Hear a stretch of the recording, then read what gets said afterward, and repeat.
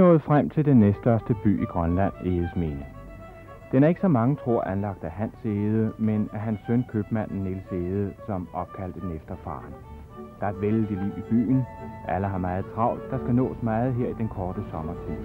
Men børnene, og dem er der masser af dejlige børn, de holder ferie.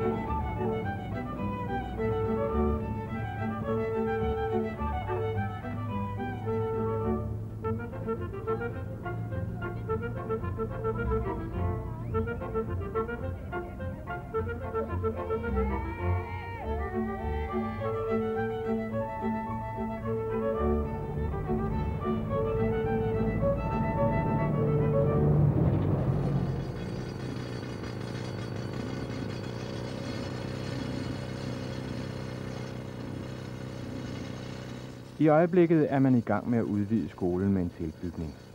Man må først planere grunden, som ikke alene her, men overalt i Grønland består af granit. Man borer først dybe huller med stærke og skarpe stålbor, og derefter fylder man dem med sprængstof og forbinder de enkelte ladninger med en særlig sprængledning, der løber hen til en detonator, hvor man slutter en strøm, der får sprængstoffet til at eksplodere.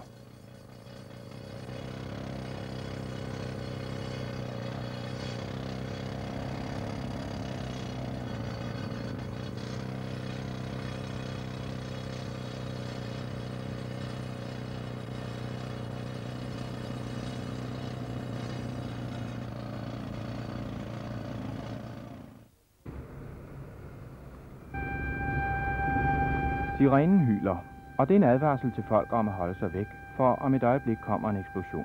Man må gå i dækning bag skure og plankeværker, for ikke at få noget i hovedet.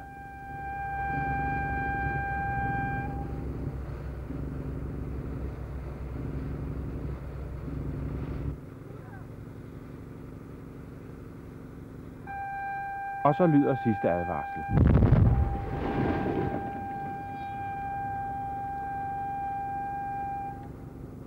På trods af en stor eksplosion var det kun et par meter af klippen, der faldt. De store brudstykker bliver nu sprængt i mindre stykker, før man begynder at køre dem væk. Derefter borer man igen an for at fjerne yderligere et par meter af klippen. Jeg tror, I forstår, at man er noget vanskeligere stillet med hensyn til byggeri end i Danmark. Det er ikke alene besværligere, det er også dyrere, og det tager længere tid, blandt andet fordi man er meget afhængig af klimaet. I løbet af nogle måneder er det koldt vinter med mørke og korte dage.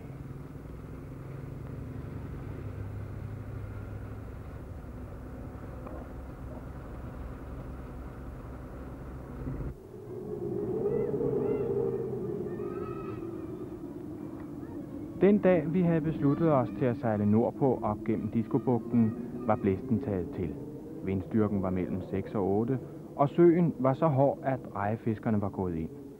De står nu på kajen og snakker og venter på godt vejr. Hundene kryber sammen og lægger sig i læ for blæsten, på samme måde som om vinteren, når stormen pisker sneen imod dem.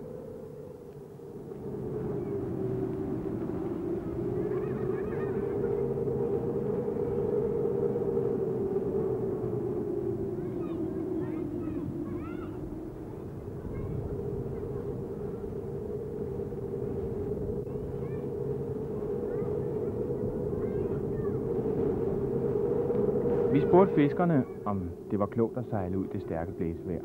Ja, hvis I kan tåle søgang, svarede de og smilede lunt til os. Og vi besluttede os til at tage afsted, selvom der var lovet os en ordentlig vippetur.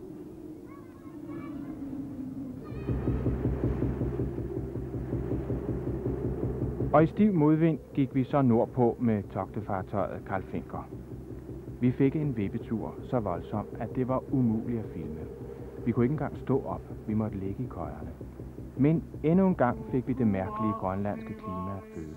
Efter 10 timers sejlads lagde vinden sig, og vi var derud for Jakobshavn, et af de steder, hvor isbjergene sejler.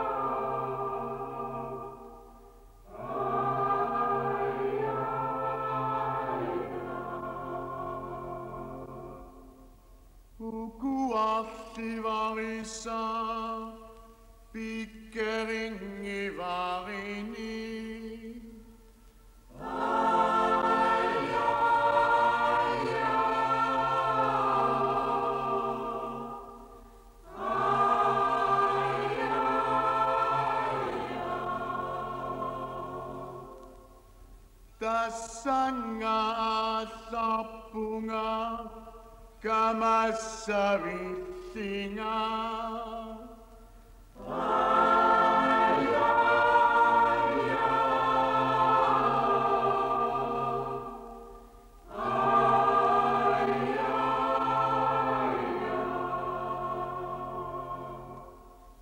Hingamna kita takapinna versi.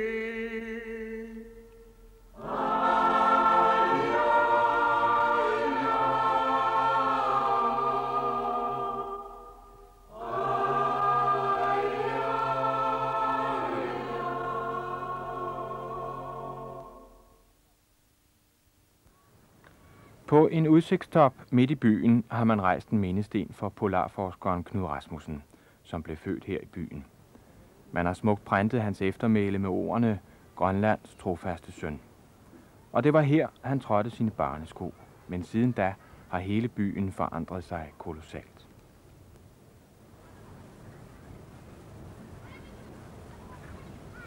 Slæderne rundt omkring ved husene vidner om, at vi er så langt mod nord, at hvis det var vinter, ville den være det eneste transportmiddel, man kunne komme frem med. En slæde for en grønlænder er lige så vigtig som en cykel for en dansker. Og det er uanset om man bor i et træhus eller i et af disse moderne rækkehuse. Og på trods af det moderne, føler man, at byen og livet her er helt anderledes end i de byer, vi kom fra. Måske er det fordi det hele er mere primitivt her.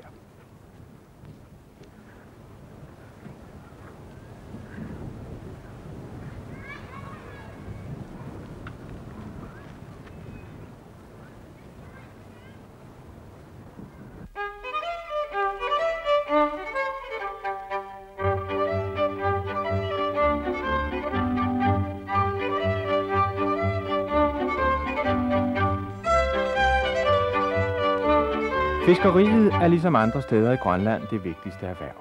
Det er hellefisk og torsk, man fanger flest af. Men af og til kan man også være heldig at fange en hval. Og det rygtes hurtigt i byen, og alle får travlt med at komme afsted til havnen med spande, tasker og indkøbsnet for at redde sig en bid af det dejlige kød og spæk. Fiskekutteren har bragt en vågehval ind, eller som den rigtig hedder, en sildepisk. Det er en bardehval, der er mellem 8 og 10 meter lang. Og den ligger nu i småstumper overalt på dækket, og man sælger løs af den. 2,5 kroner kiloet for kødet og 5 kroner for spækket.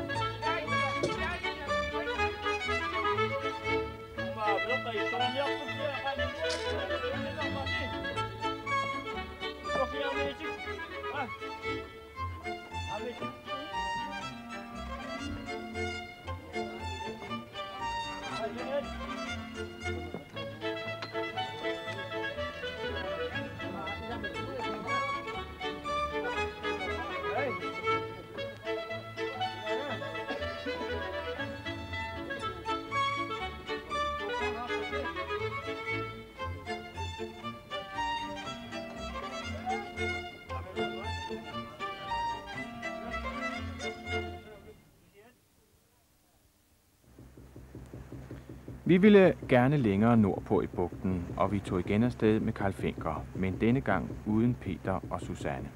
De ville hellere blive i Jakobshavn, for de havde været så søsyge på sidste sejltur, at de ikke var glade for at sejle med igen. Og mens vi sejlede mod Sakrak, tog de ud til den store isbræ, som ligger lidt uden for byen. Det er et af de få steder, hvor indlandsisen når helt ud til kysten.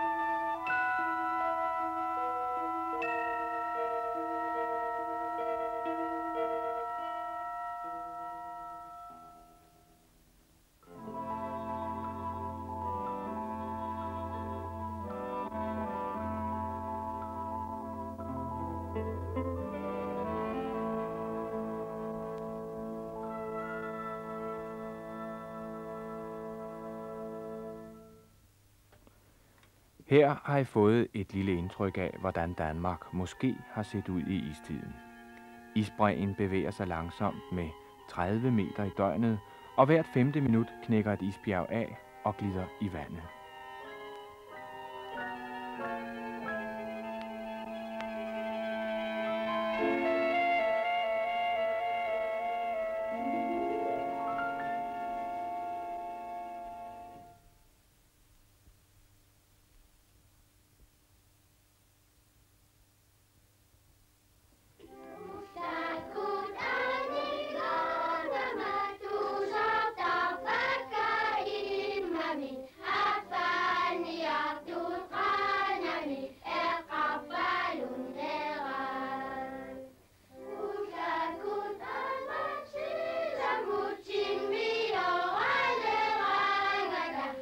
I mellemtiden er vi nået frem til udstedet Sakrak. Her bor 250 mennesker, og vi er nu så langt mod nord, at selvom der findes en butik med de vigtigste fødevarer, så kan man kun bo her og opretholde livet, hvis man går på jagt og skyder fugle eller fanger fisk, og begge dele er der nok af. Der findes ikke elektricitet, ingen indlagt vand.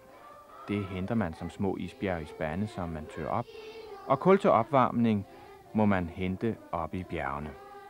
Den eneste kontakt, man har til omverdenen, er en telegrafstation, som kun har forbindelse igennem 2 gange om dagen. Den drives ved hjælp af en benzinmotor, som trækker en dynamo.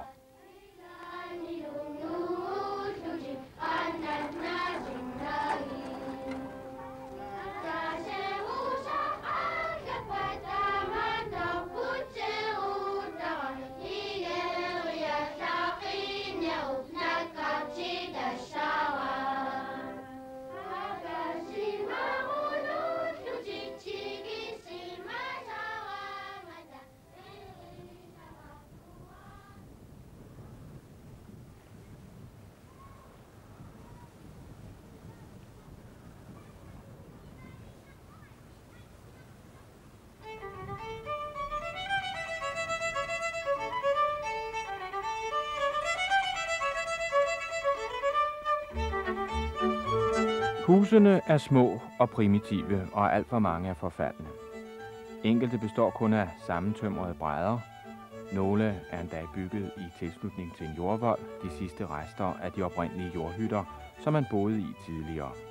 Men til trods for en tilsyneladende fattigdom, møder man overalt kun venlighed og hjælpsomhed, og glæden over, at der er kommet gæster.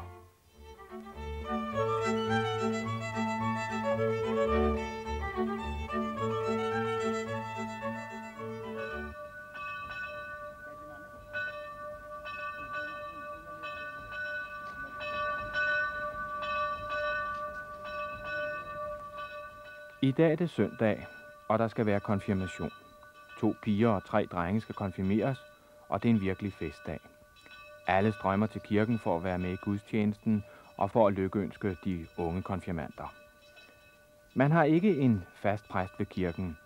Almindeligvis er det overkateketen, som forretter gudstjenesten, men i dag er præsten kommet langvejs fra for at foretage konfirmationen. Pigerne er i deres smukke nationaldragter, som de har fået foræret i dagens anledning, og drengene er i hvide anorakker og sorte benklæder.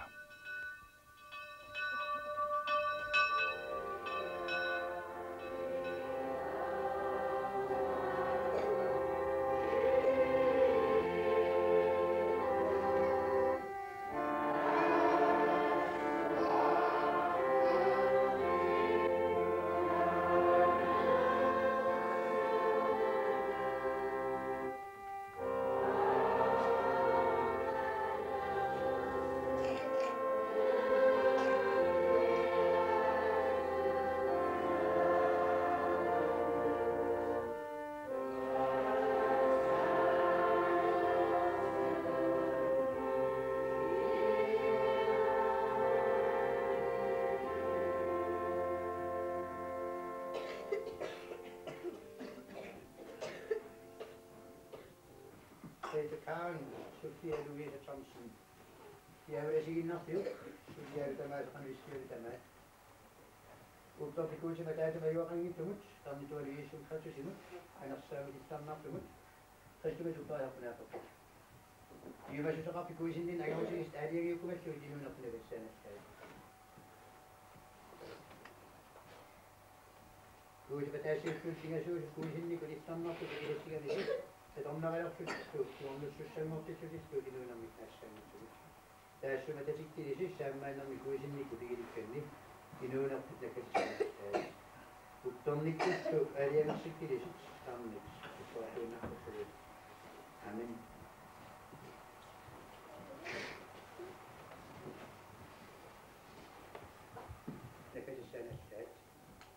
Tonnikusta väljängässä kilisit tannit pitsuatuina kotoa.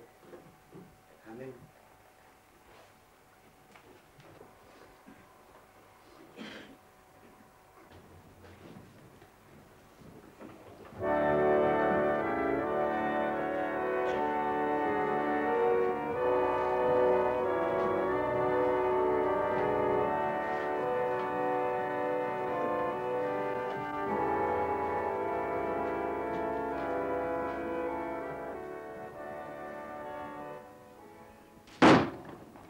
Så snart konfirmationen er forbi, hilser man og lykønsker de nye konfirmander med bøsseskud.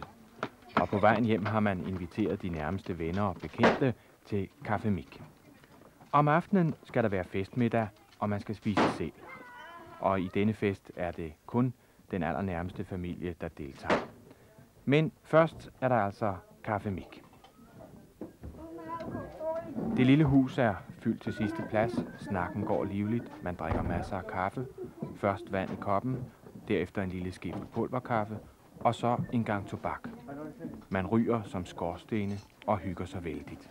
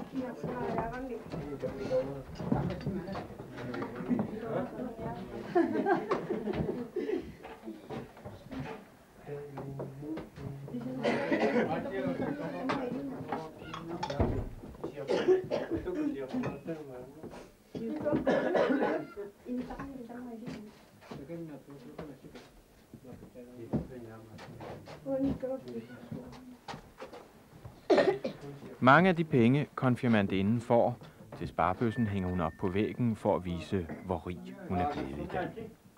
Hele eftermiddagen kommer folk og lykønsker. De får en god kop kaffe og en cigar og går igen, og mor stikker hovedet ud af vinduet og vinker til nye gæster, at nu er der plads i det lille hjem.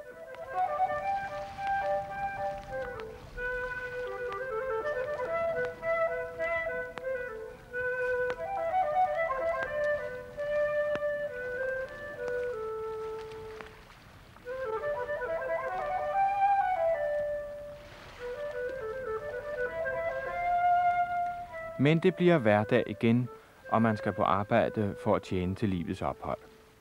Langt de fleste af mændene tager afsted på sælfangst i deres kajakker. For øvrigt lærer alle drengene i skolen at sejle kajak. Det er et meget spinkelt, men hurtigt og manøvredygtigt fartøj. Hver fanger bygger selv sin kajak på en ganske bestemt måde, som er overleveret fra generation til generation. Og han har også lært af sin far, på samme måde som han igen har lært af sin far, hvor og hvordan man jager, skyder og harpunerer en sæl. At tage på sælfangst kræver tålmodighed. Ofte går man ud i kajakken 10, 12, 14, 16, 18 timer og ligger bare og venter på at se en sæl. Og tit må man sejle tomhændet hjem. Hvis for eksempel der har været spækhuggere, det er sælens værste fjende næst efter mennesket, så kan der gå uger, inden der igen viser sig en sæl. Den dygtige fanger ved nøjagtigt, hvor han finder sælerne. Det fortæller vejret, vinden og strømmen ham. Foran på kajakken har han et hvidt skydesejl. Det dækker han sig bagved, så sælen, når den kommer op for at trække vejret, tror, at det er et lille isbjerg og ikke en fjende.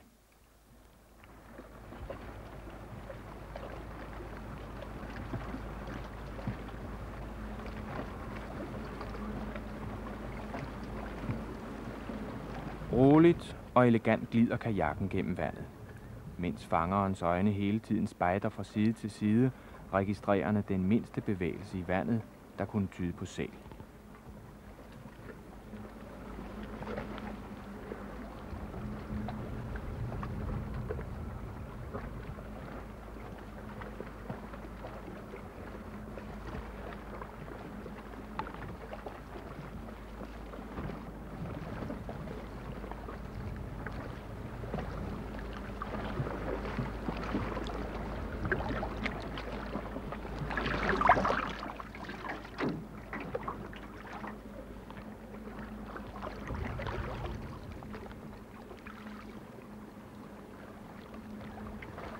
Og så får han øje på en sæl.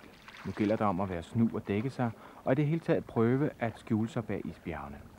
Det er meget sjældent, man skyder, når sælen første gang stikker hovedet op af vandet. Det er bedre at vente til næste gang, fordi fangeren allerede har regnet ud, hvor den dukker op igen, og han kan da i mellemtiden være kommet tættere ind på den. Der er den igen.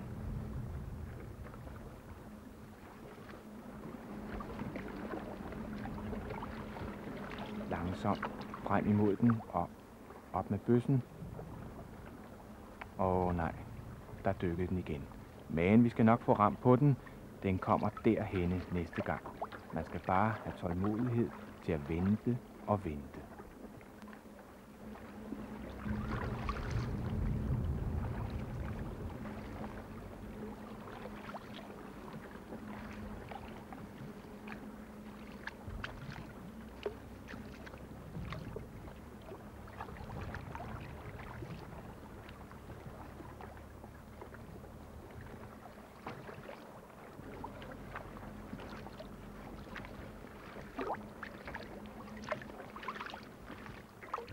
Der er den igen. Nu gælder det.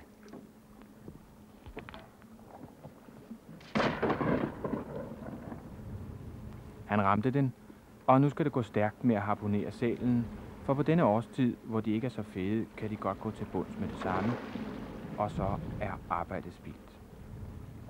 Det er kun harpunspidsen, der borer sig ind i sælen.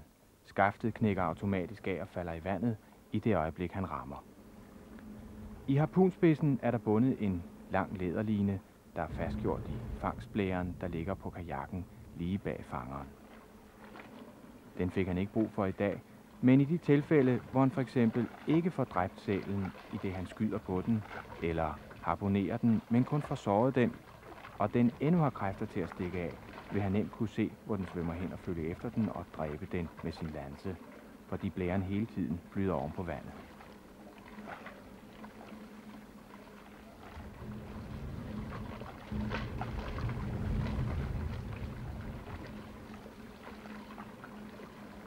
Den anden blære, som han har pustet op og nu er ved at sætte fast i sælen, holder den flydende og gør det lettere for ham at sejle den hjem, når han har spændt den fast til kajakken.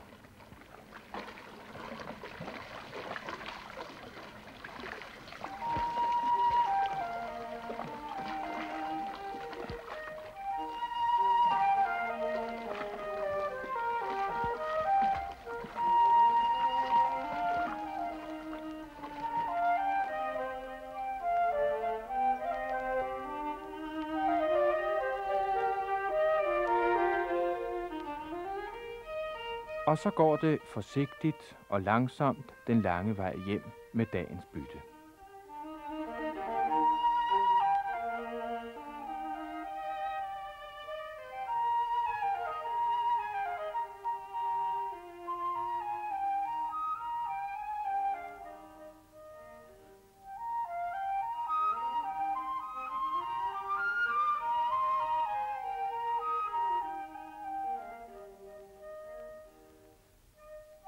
Hjemme står hundene og venter. De har set ham som en prik i horisonten, og de ved instinktivt, at nu betaler det sig at vente. Også familien går ham i møde for at hjælpe til med at trække sælen på land og at holde hundene væk. For det kan ske, hvis de ser deres snit til det, at de overfalder ham og sælen, og så er i hvert fald sælen væk på nogle ganske få minutter. Husk på, der er ikke bare 10 hunde. Der er mellem 75 og 100 hunde, der er skrubsultne.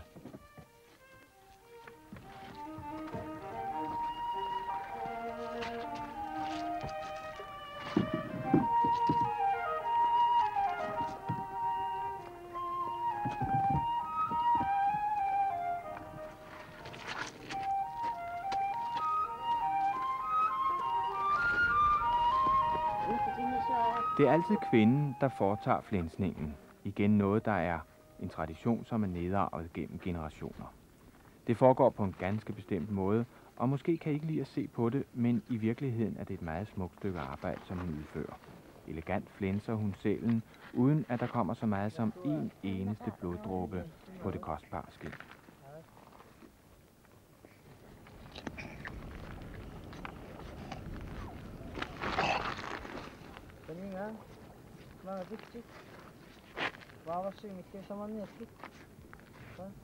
Og så skal man smage på kødet, og det er den lækre lever, man tager sig en bid af.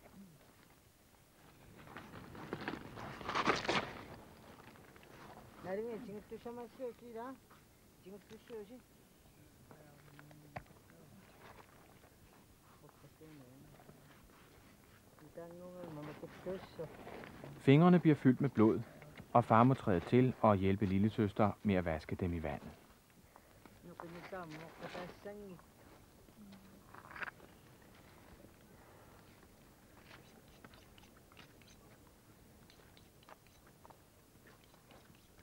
Rundt omkring sidder børn og kigger interesseret til. En dag bliver det dem, som skal gøre dette arbejde. Og hvalpen sender længselsfulde blikke til sælkødet. Den ved allerede, hvad det er, der er godt. Og stadig strømmer hunde til.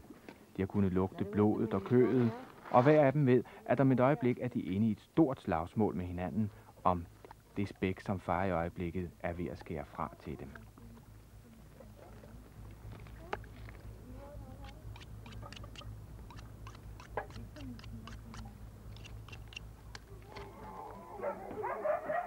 Og værsgo, så er der serveret.